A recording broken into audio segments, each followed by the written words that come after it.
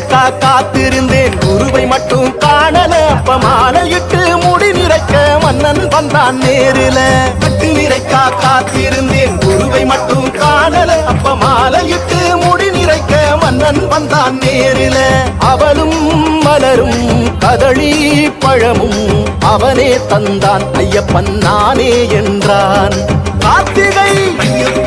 கருணைதான்